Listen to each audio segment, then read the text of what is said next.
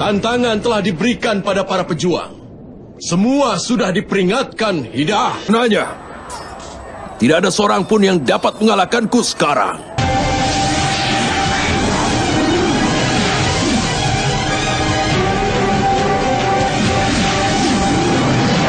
Aku akan hidup sebagai abdi kebenaran yang menjalankan semua kewajiban.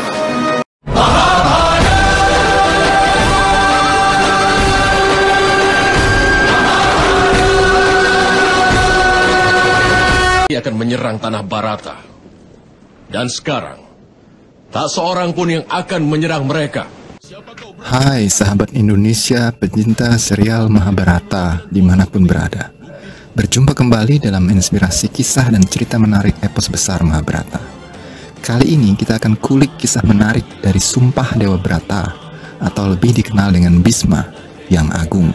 Seperti yang sudah diketahui, Dewa Brata saat masa mudanya dengan tanpa berpikir panjang telah mengambil sumpah yang sangat dahsyat demi kebahagiaan ayahnya, yaitu Raja Hastinapura Prabu Santanu, bahwa dia akan melepaskan haknya untuk menjadi Raja Hastinapura dan akan mengabdikan seluruh hidupnya demi tahta Hastinapura. Aku putra dari Gangga bersumpah atas kesucian dari ibuku, atas cinta dan kepercayaan ayahku padaku, Satyawati. Aku tidak akan menghabiskan hidupku sebagai Raja Hastinapura, tapi sebagai pelayannya saja.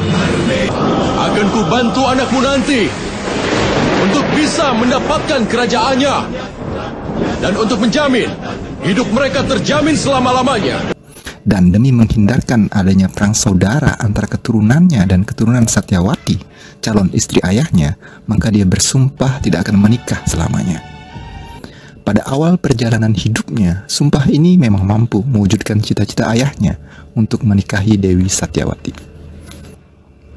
Ayahnya pun hidup berbahagia dengan permaisurnya yang baru, serta melahirkan 2 orang putra, calon penerus tahta. Tapi seiring berjalannya waktu, keadaan dan situasi di Istana Hastinapura mulai berubah, tidak sesuai dengan harapan Bhisma dan Satyawati. Tuhan berkehendak berbeda. 2 putra Satyawati meninggal dunia di usia yang masih muda sebelum sempat memberikan 1 orang pun keturunan sebagai penerus tahta Hastinapura. Dalam situasi yang sedemikian rumit dan pelik, demi menegakkan sumpahnya, Bhisma telah melakukan banyak hal yang melanggar etika dan aturan di masyarakat luas, seperti meminta bagawan biasa untuk membuahi Ratu Ambika dan Ratu Ambalika agar Satyawati tetap memiliki penerus tahta Hastinapura, melamar putri Raja Gandhara yaitu Gandhari dengan membawa pasukan perang yang lengkap, sehingga Raja Gandhara ayah Sangkuni merasa dipaksa untuk menerima lamaran Hastinapura atas nama Drestarata. Dan dalam perjalanannya, permasalahan-permasalahan pelik terus menerpa Hastinapura. Namun Bhisma tetap kukuh atas nama menjaga tradisi dan sumpah kepada ayahnya.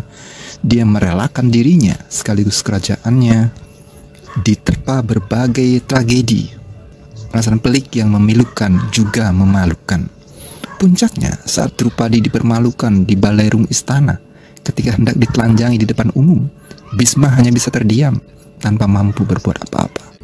Kenapa tidak berusaha menghentikan Raja Destrarastra dari melakukan ketidakbenaran Bhisma yang agung? Keputusan permainan dadu dan tidak menghentikan penghinaan terhadap Drupadi di sana. Bhisma yang agung, kejayaanmu bergema di seluruh wilayah Arya, dan kau putra dari Dewi Gangga. Meskipun kau menyaksikan kebejatan ini, bagaimana kau bisa tetap diam seperti ini? Keputusan untuk mengobarkan perang ini, untuk menegakkan kebenaran di wilayah Arya kembali, harus dengan berperang. Seorang Bhisma dengan segala kedikjayaan yang dimilikinya, kecerdasan dan kebijaksanaan yang ada padanya, seorang yang agung, putra seorang Dewi Gangga, murid dari para mahaguru terbaik yang ada di muka bumi dan alam dewata. Demi menjaga sumpah dan janji kepada orang tuanya, dia rela mengabaikan segala derita rakyat Hastinapura. Bahkan perang saudara dan pertumpahan darah maha dahsyat pun tidak mampu meluluhkan hatinya. Dia tetap teguh menegakkan sumpah yang telah diucapkan. Lalu, apakah sumpah tidak ada nilainya? memang tidak. Sumpah yang bermanfaat bagi seluruh masyarakat itulah yang bernilai. Tapi bagaimanapun, saat sumpah dan keputusan dari seseorang akan berdampak negatif bagi masyarakat, maka saat itu juga akan menjadi keharusan untuk melanggar sumpah tersebut. Bisma yang Agung. Krishna berujar bahwa bila demi menolong dan membebaskan penderitaan orang lain, dia rela melanggar sumpahnya, maka itu pilihan yang tepat. Sumpah akan bernilai jika bermanfaat buat masyarakat. Tapi bagaimanapun saat sumpah dan keputusan dari seseorang akan berdampak negatif bagi masyarakat, maka saat itu juga akan menjadi keharusan untuk melanggar sumpah itu. Ketika seorang manusia memegang teguh sumpah dan janjinya, itu bukan hal yang mudah kan? Tapi bila berpegang teguh pada prinsipnya sendiri, hal yang sama terjadi di ruang perjudian itu. Bisma yang Agung, Guru Drona, Perdana Menteri Widura, Saudara Tetua Pandawa Yudhistira. Semuanya terikat oleh kata-kata mereka dan tetap buta oleh karena adanya tradisi. Demi untuk memegang prinsip mereka, andai saja ada salah satu dari mereka bersedia melanggar sumpah mereka waktu itu, Drupadi pasti tidak akan menghadapi peristiwa itu. Apa maksudmu mengatakan itu, Krishna? Apa kita harus melanggar sumpah yang kita ikrarkan? Kebenaran itu seperti pohon, kan? Sumpah dan janji-janji adalah cabangnya, dan akar pohon adalah kasih sayangnya. Cabangnya tidak perlu terlalu kuat, tetapi akarnya yang harus diperkuat. Bila demi menolong dan membebaskan penderitaan orang lain, rela melanggar sumpahnya, maka itu pilihan yang tepat. Inspirasi di atas bisa menjadi pembelajaran yang baik bagi bangsa ini, khususnya bagi para pejabat dan tokoh serta elit politik, sehubungan dicoretnya Indonesia sebagai tuan rumah penyelenggaraan Piala Dunia U20. Dihapusnya nama Indonesia menjadi penyelenggara Piala Dunia U20 ini, di mana waktunya tinggal 2 bulan lagi, adalah karena adanya penolakan dari beberapa pihak dalam negeri atas kedatangan timnas sepak bola Israel. Alasan mereka beragam, mulai dari alasan konstitusi, alasan sejarah, alasan membela Palestina yang dijajah Israel, alasan sentimen agama, politik luar negeri, dan lain sebagainya. Akibat gagalnya Piala Dunia U20 terselenggara di Indonesia, sangat besar dampak kehancuran yang ditimbulkan, menghancurkan impian para pemain dan juga jutaan pencinta sepak bola di tanah air. Itu sudah pasti hancurnya harapan perputaran ekonomi atau pendapatan masyarakat yang diharapkan dari perhelatan tersebut, seperti pengusaha hotel beserta ribuan karyawan, pengusaha transportasi baik darat, laut, dan udara, pengusaha kecil, menengah, dan juga mikro. Belum lagi dampak buruk dari nama baik negara kita di mata dunia. Bagaimana Indonesia yang sudah ikut lelang bidding penyelenggaraan Piala Dunia dengan segala komitmen yang telah disepakati, tiba-tiba dalam waktu kurang dari 2 bulan menolak kehadiran salah satu timnas peserta.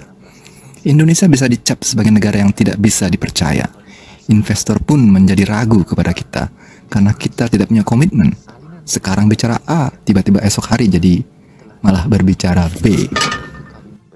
Seandainya mereka yang berteriak menolak timnas Israel mau meluangkan sedikit waktunya untuk memikirkan dampak buruk seperti hal-hal di atas sebagai akibat dari keputusannya itu, tentu kejadian memalukan ini bisa kita hindari. Karena sejatinya semua komponen masyarakat bangsa, siapapun dia, apapun profesi dan jabatannya, dari rakyat paling bawah sampai posisi yang paling atas, muara perjuangannya adalah satu, yaitu kemakmuran rakyat, kejayaan bangsa dan negara, harumnya nama bangsa Indonesia. Jadi, apapun keputusannya, komitmennya, kebijakan politiknya, perjuangannya, atau apapun namanya, jika hal itu bisa memberi dampak negatif buat rakyat, bangsa, dan negara, wajib untuk ditinjau kembali. Tapi semua sudah terjadi, nasi sudah menjadi bubur. Tapi untuk kedepannya, semoga tidak ada lagi pihak tertentu yang mau mengorbankan rakyat dan bangsanya sendiri demi kepentingan dan ego masing-masing. Buat para tokoh dan elit politik yang sampai saat ini masih ngotot ingin memperjuangkan egonya yang sempit, menepikan kepentingan dan negara, tolong tonton video ini. Para sahabat Indonesia, apa yang saya sampaikan ini adalah murni pendapat dan opini pribadi saya. Tentu di antara para sahabat mungkin memiliki pendapat yang berbeda. Hal itu sangat wajar. Saya sangat menghormati dan menghargai pendapat para sahabat semua. Silakan tulis pendapat kalian di kolom komentar. Salam waras dari Indonesia 077. Kalau aku sudah memperoleh pengetahuan yang diberikan olehmu ini dari sebelumnya, maka banyak kejahatan bisa dihindari. Tapi, jika tidak dalam kehidupan, setidaknya dalam kematian pengetahuan yang kau berikan akan sangat berguna untukku.